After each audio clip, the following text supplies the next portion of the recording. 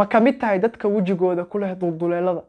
Muuqaalkan ayaa si faahfaahsan kugu sharxaya waxa uu yahay dulduleelada, waxyaabaha sababo iyo sida ugu fudud ee aad iskaga daweyn kartid adigoo jooga gurigaaga. Fadlan soo dhawo oo ila lameysa muuqaalkan. balse intuusan muuqaalka bilaabanin waxaan ka codsanayaa inaad muuqaalka like ii saarto, sidoo kale aad la wadaagtid saaxiibadaada si ay ayagana ugu faa'iideystaan.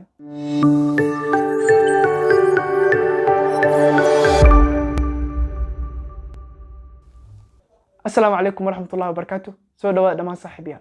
Si aad muuqaalka hordhiciisa kasoo aragtayba, muuqaalkan waxaa rabaa inaan kugu sharxo wax loo yaqaano large pores oo la micno ah inuu wejigaada yeesho dulduleelo waaweyn. sida caadiga ah jirkeena wuxuu leeyahay ama maqaarkeena wuxuu leeyahay wax loo yaqaano pores oo ah dulduleelo uu jirkeena ka neefsado isla markaana ay ka soo baxaan saliidda wejiga, isla markaana uu jirkeena ka dhidido ama meesha dhididka uu ka soo baxo. haddaba dulduleeladaasi markay xadkooda ka baxaan ama ay ka weynaadaan inta loogu talagalay ayaa loo yaqaanaa large pores, waxayna saameyn ku sameysaa wejiga iyo quruxda wejigaba.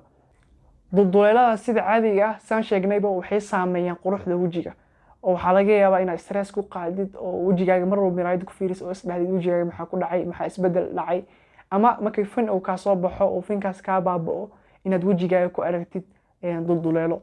haddaba waxaa u gudbi doonaa qaybta xigte oo ah maxaa sababo ama maxaa keeno wax loo yaqaano large pores. waxyaabaha keeni karo ama sababi karo inuu wejigaaga igu yeesho dulduleelmo waxaa ugu horeeya number 1 wax loo yaqaan oil face oo la micno ah inuu wejigaaga soo saaro saliid xad dhaaf ah. sida caadiga ah jirkeena qanjirka uu soo saaro saliidda waxaa loo yaqaanaa sebaceous gland, wuxuuna ka hooseeyaa maqaarka. qanjirkaas markuu soo saaro saliid xad dhaaf ah, qanjirkaas wuxuu saliidda soo marinayaa duleelka loo yaqaano pores ama dulduleelada uu wejigeena uu leeyahay. qanjirkaas markuu soo daayo saliid xad dhaaf ah, marka waxaa dhacayso in uu dulduleelku wejiga uu lahaa in ay weynaadaan. marka wejiga saliidda leh way sababi kartaa wax loo yaqaano dulduleelka wejiga. sidoo kale waxyaabaha kale ee keeni karo inuu wejigaaga yeesho dulduleelmo waxaa ka mid ah number 2 isticmaalka badan ee make-upka. make-upka runtii wuxuu ka mid yahay waxyaabaha sababo inuu wejigaaga yeesho dulduleelmo. qaabka uu sababi karo ayaa ah inaad waqti badan isticmaashid make-upka. waxaa ula jeedaa in waqti badan kuu marsanaado ama aad habeenkii ku seexatid. qaabka uu sababayo ayaa ah markaad make-upka marisid wejigaaga wuxuu xirayaa dhammaan duleelada uu maqaarka uu leeyahay. markuu xirmaan duleelada uu maqaarka uu leeyahay waxaa dhacayso inay saliidda soo bixi wayso ama ay bacteria iyo virus ay meesha ay galaan. markaa jirkaada wuxuu yeelanayaa duleelo ka waaweyn intii markii hore aad lahayd. marka intaa qodobkan dhaafin waxaa kugula talinayaa haddaad tahay dumar inaad habeenkii make-upka ku seexanin ama waqti badan uu kuu marsanaado. ujeedadaad ka lahayd markaad dhamaysatid kadib waxaa kaa codsanaya ama kuu fiicanbo inaad iska dhaqdid make-upkaas. sidoo kale waxyaabaha kale ee keeni karo inay wejigaaga dulduleelmo ay yeeshaan waxaa ka mid ah number 3 isticmaalka badan ee iskaraabyada ama isticmaalka badan ee waxyaabaha chemicalska ah ee wejiga lagu dhaqo. inta badan wejigeena waxaa fiican in maalintii hal mar ama 2 mar la dhaqo, balse markaad u dhaqdid si xad dhaaf ah oo isticmaashid waxyaabo aad u badan sida scrubska, face washeska, face maskiska, waxaa dhacayso inay wejigeena ay ka dhamaato saliidda. marka wejigeena markay saliidda ka dhamaato maskaxdeena waxay soo gudbinaysaa inuu wejigan qaleel u yahay oo loo soo daayo saliid aad u badan. mar walba oo la soo daayo saliid aad u badanne waxaa dhacayso duleelku maqaarka uu leeyahay inuu weynaado. qaab noocaas ayay ku keeni kartaa isticmaalka badan ee iskarabyada ama inaad wejigaada u dhaqdid si xad dhaaf ah. sidoo kale waxyaabaha kale ee keeni karo waxaa ka mid ah number 4 wax loo yaqaano genetics oo ah inaad ka dhaxashid qof ka mid ah familygaaga, aabahaaga ama hooyadaada iyo wixii la mid ah. sidoo kale waxyaabaha kale ee keeni karo waxaa ka mid ah number 5 qoraxda ama cadceedda. qodobkan intaan dhaafin waxaa rabaa inaan kuu sheego waxyaabaha sababa haddii qoraxda ay ka mid tahay waxaad isticmaali kartaa kareemyada looga hortago qoraxda ee loo yaqaano sun creams. si aad shaashada ugu jeedidbo noocyadan kareemyada waxay ka mid yihiin kareemyada looga hortago qoraxda. marka skin care-kaaga ama qaabkaad u hagaajinaysid maqaarkaaga mar walba waxaa fiican inaad ku darsatid inaad ka hortagtid qoraxda, sababtoo ah qoraxda waxay saameyn badan u sameysaa maqaarkeena, gaar ahaan qoraxda ka dambeysa xilliga duhurka. qoraxda saameynta uu keeni karto maqaarkaaga waxaa ka mid ah inay wejigaaga uu yeesho finan, inay wejigaaga ku sameysmo haalo, inuu wejigaaga number 3 uu ku sameysmo dulduleelmo. marka mar walba waxaa kugula talinaya haddii aad dibadda tagaysid ama banaanka aadaysidba inaad marsatid kareemyada loo yaqaano sun creamska ee ka hortaga qorraxda. waxaan filaynaa isla fahanay waxa uu yahay large boreska ama dulduleelka wajiga uu leeyahay waxyaabaha sababo. qodobaas waxaan filaynaa soo fahantay.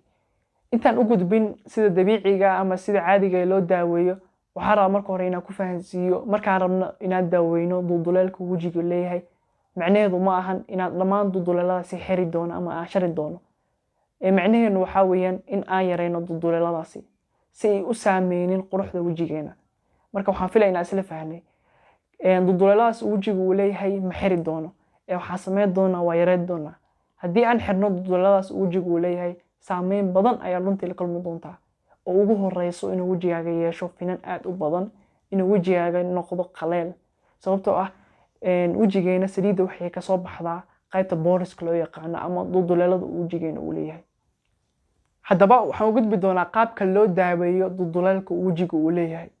dulduleelka wajiga uu leeyahay qaabka loo daaweeyo laba marxaladood ayaan kala qaadi doonaa ama laba stage ayaan kala qaadi doonaa. stageka koowaad ama marxaladda koowaad waa qaab dabiici ah. stageka labaadna waa qaab aad isticmaali doontid dawooyin. marka stageka koowaad markii aad tijaabisid oo waxba kuu tari waayaan ayaa stageka labaad u gudbi doontaa. balse 90% waxaan filayaa in qaabka dabiiciga ah ay ku anfici doonto ama marxaladda koowaad inaad kasoo gudbi doonin. balse marxaladda koowaad haddii wax kuu tari wayso ayaa marxaladda labaad u gudbi doontaa. marxaladda koowaad waa qaabka dabiiciga ee loo daaweeyo wax loo yaqaano large boreska. waxa ugu horeeyo number 1 inaad ka fogaatid waxyaabaha sababo. waxyaabaha qodobada hadda soo sharxay waxa muhiim ah inaad dhammaan ka fogaatid sida qodobkan sheegay make-up oo kale inaad waqti hore iska dhaqdid marka danaha aad leedahay ka gaartid. marka waxa muhiim ah inaad dhammaan ka fogaatid waxyaabaha hadda soo sharxay ee sababi karo inuu wajigaaga yeesho dulduleelmo.